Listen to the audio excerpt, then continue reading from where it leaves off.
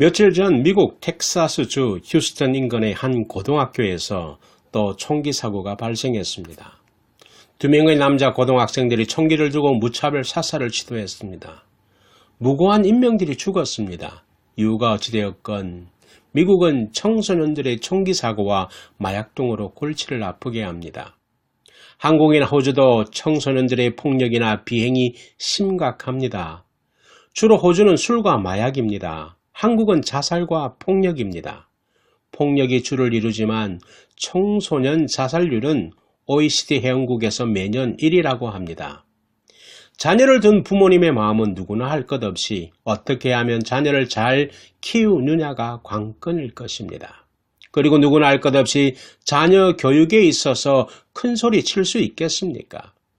자녀를 둔 부모님들은 도대체 어떻게 해야 자녀를 잘 키우는 것인지, 내가 지금 자녀를 바르게 키우고 있는지 이런저런 생각이 많으실 것입니다. 아마도 이 땅의 모든 부모들은 자신의 자녀들을 생각하면서 내가 잘 키우지 못해서 미안하다 생각할 것입니다.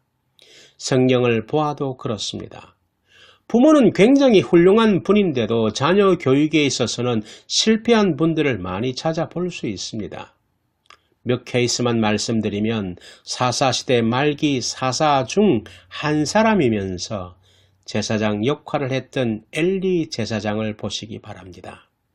그는 훌륭했지만 그의 아들 옴니와 비느하스는 그렇지 못합니다. 그들은 하나님의 제사를 멸시하고 성전 여인과 간음함으로써 엘리 가문의 몰락을 자초했습니다. 제사장 가문에서 지워졌습니다. 자녀 교육에 실패한 케이스입니다. 그리고 예언자 중 예언자라고 할 수 있는 사무엘 선지자도 그렇습니다. 그는 정말 훌륭한 선지자였습니다. 하지만 그의 아들들 요엘과 아비야는 아버지처럼 일 처리를 잘하지 못하고 뇌물을 받고 판결을 제대로 하지 않았습니다. 결국 두 아들의 비행으로 이스라엘 백성들이 왕을 요구하게 된 점에서 사사시대가 막을 내리게 되는 결과를 가져오게 되었습니다. 그리고 이스라엘의 이대왕인 다윗 왕도 마찬가지입니다. 다윗이 가장 사랑한 아들은 솔로몬이 아니라 압살롬이었습니다. 그러나 가장 사랑했던 아들 압살롬은 아버지를 대항하고 반역하여 일시적으로 아버지를 왕자에서 쫓아내버린 패역한 아들이었습니다. 이런 것을 생각하면 어떻게 믿음 좋은 부모 밑에서 믿음이 없는 자녀가 나올 수 있을까? 우리는 생각해 볼 수 있습니다. 저는 오늘 본문에 등장하는 인물을 중심해서 우리가 고민하는 자녀의 신앙 교육의 문제를 생각해 보려고 합니다.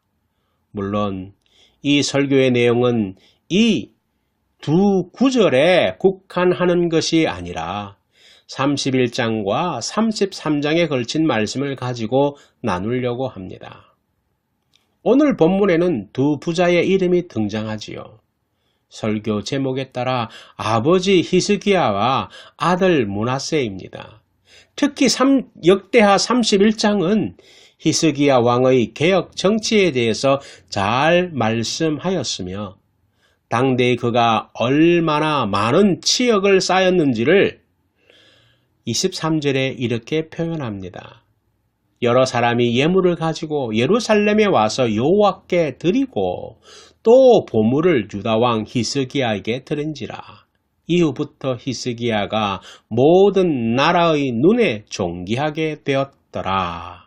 그리고 역대하 33장 1절에서 9절에서는 히스기야 왕의 아들 므낫세에 대한 이야기가 나옵니다.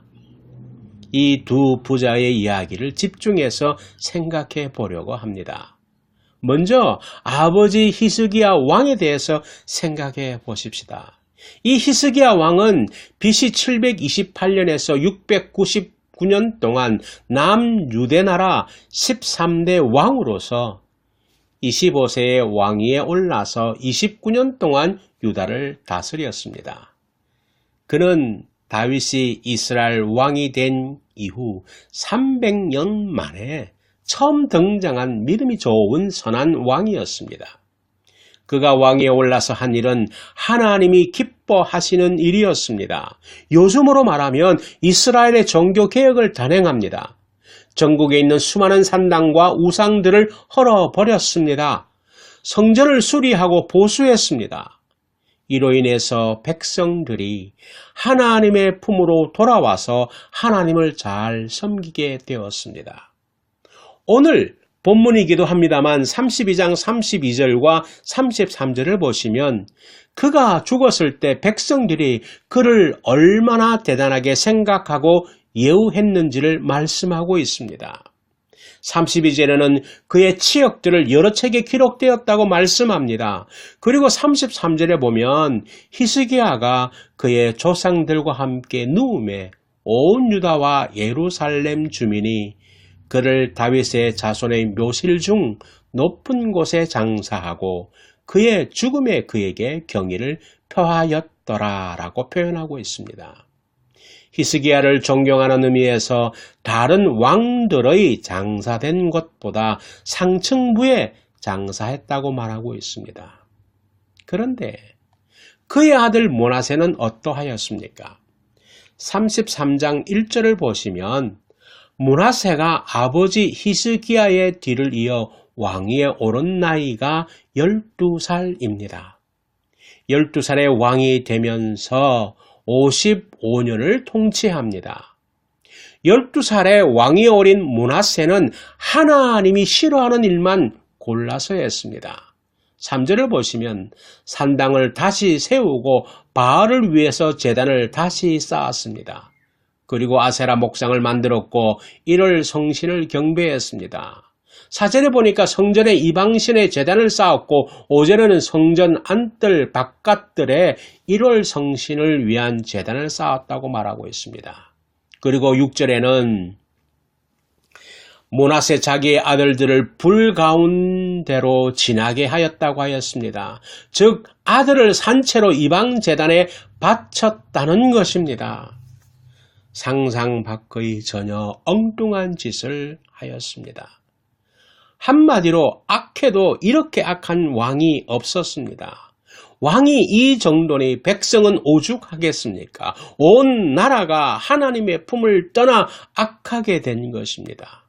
어떻게 한 가문에서 그것도 부자 사이에 이런 이변이 일어날 수 있습니까?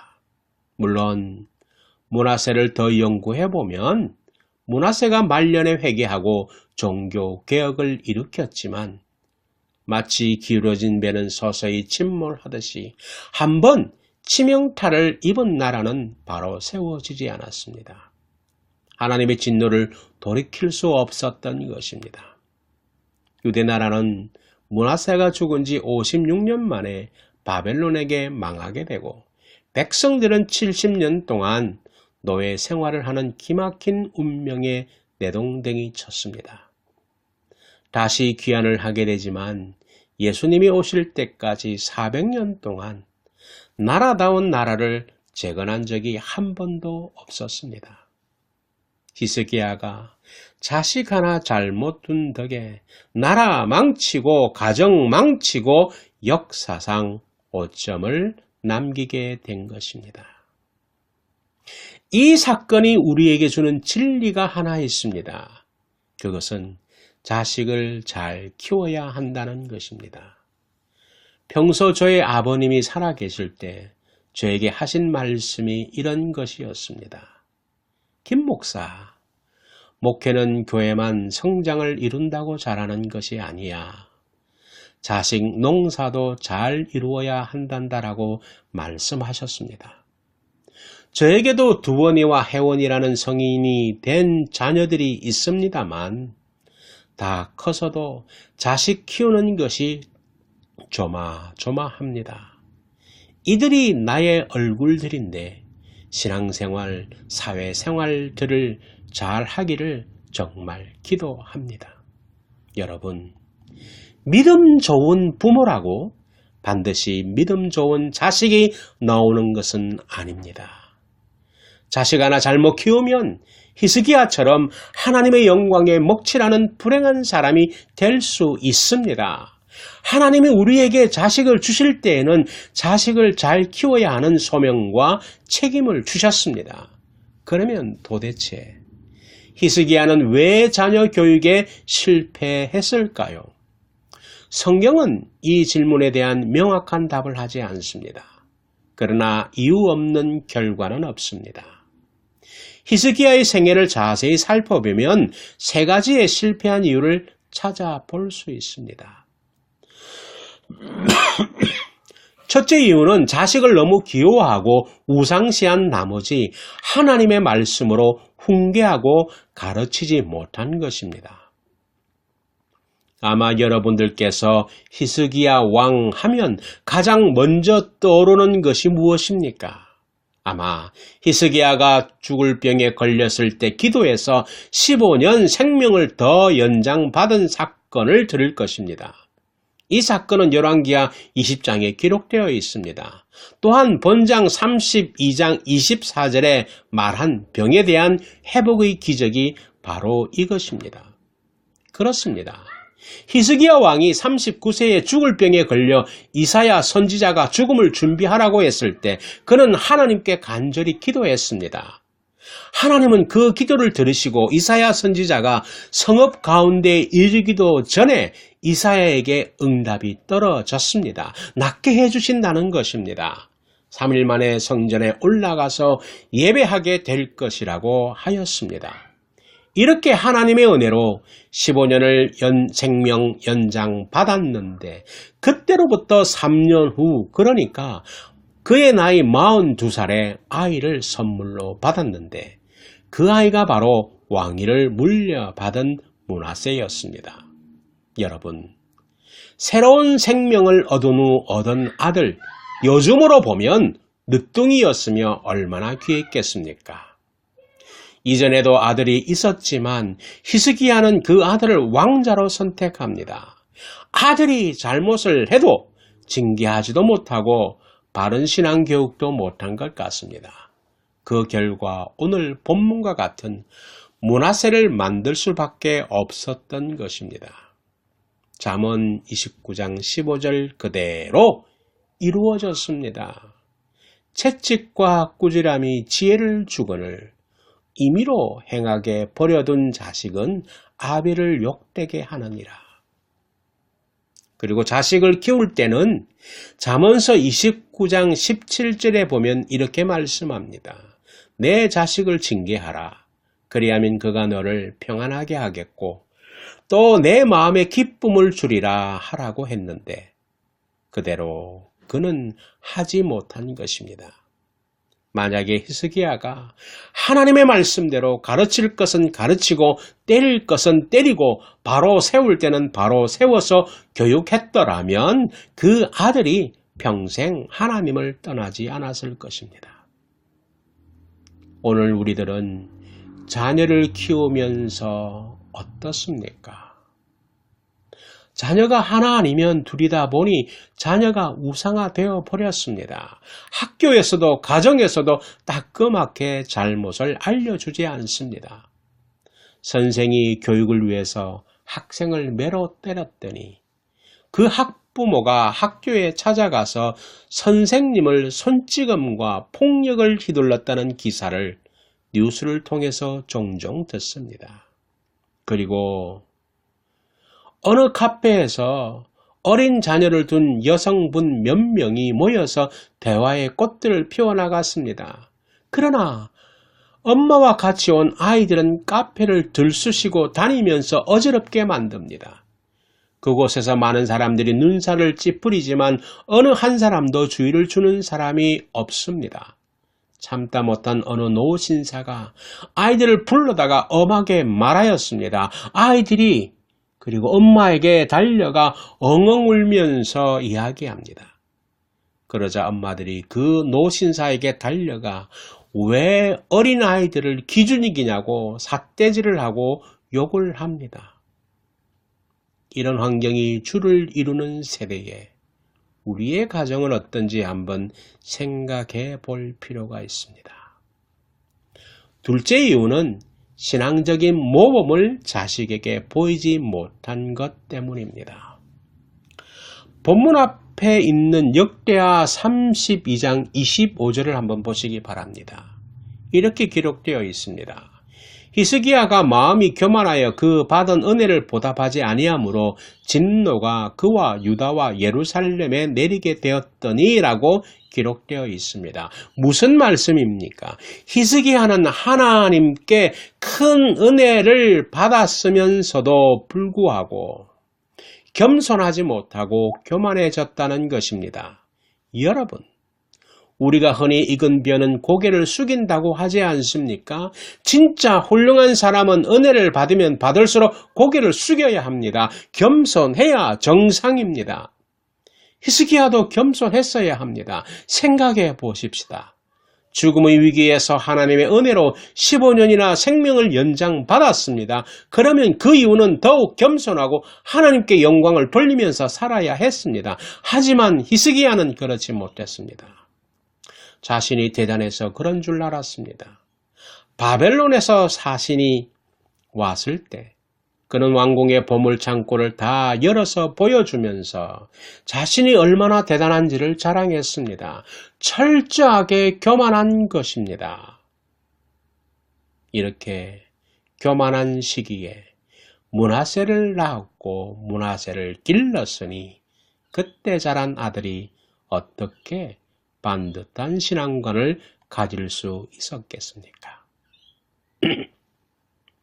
여러분, 신앙생활은 모델이 중요합니다. 어릴 때부터 어떤 신앙의 모델을 보고 자라느냐는 것은 일평생 영향을 미칩니다. 미국 가정사역연구소에서 자녀들이 부모 때문에 교회를 떠나는 10가지 이유를 조사했습니다.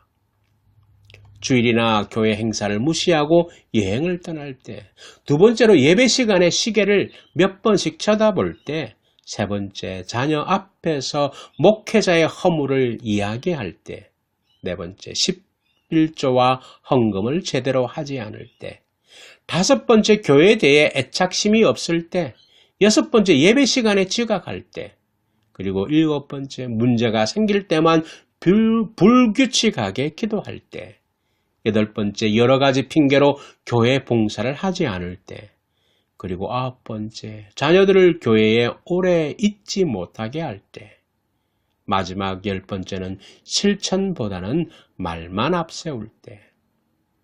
자녀의 가장 가까운 신앙 모델은 부모입니다. 자녀들은 원하든지 원하지 않든지 부모를 그대로 닮게 되어 있습니다. 그렇기 때문에 자녀의 신앙생활에는 부모에게 매우 큰 책임이 있는 것입니다. 그래서 본을 보여야 합니다. 부모님들이 하나님 앞에서 고민하며 기도하는 모습, 삶 속에서 하나님을 잡고 말씀에 순종하려는 모습들이 자녀들에게 각인되어져야 합니다. 그리고 부모님들은 자신의 눈으로 스스로를 보지 마시고 자녀의 눈으로 자신을 보는 훈련을 하셔야 합니다. 자녀의 눈에 나의 믿음은 어떻게 비춰질까 생각해 보셔야 합니다. 그래서 자녀의 눈에 우리 부모님은 진짜 믿음의 사람이라고 보이도록 신앙생활을 할 수 있기를 바랍니다. 셋째 이유로는 하나님의 은혜가 므낫세에게 임하지 못했기 때문입니다. 우리의 상식으로는 부모와 자식의 문제가 해결되지 않습니다. 어떻게 엘리 제사장에게 옴니와 비느하스와 같은 아들이 나오고 사무엘에게 요행과 아비아와 같은 아들이 나오고 다윗에게 압살롬과 같은 아들이 나오고 히스기야 왕에게 므낫세와 같은 아들이 나올까? 영적으로 이유를 찾으면 그 아들에게 하나님의 은혜가 임하지 않았기 때문입니다. 성경을 은혜의 관점으로 보시기 바랍니다. 하나님께서 쓰신 사람의 공통점은 그들에게 하나님의 은혜가 머물렀다고 말하고 있습니다.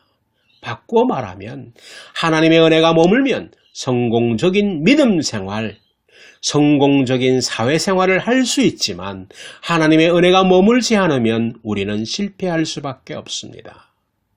자녀를 내 힘으로 결코 키우지 못합니다. 우리는 하나님의 은혜를 간구할 수밖에 없습니다. 지금 시대의 자녀를 키우기가 얼마나 어렵습니까? 그럴수록 우리는 자녀들에게 주님의 은혜가 머물도록 기도해야 합니다.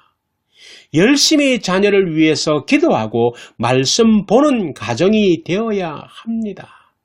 그러면 하나님의 은혜가 여러분의 가정과 자녀들에게 머물 것입니다.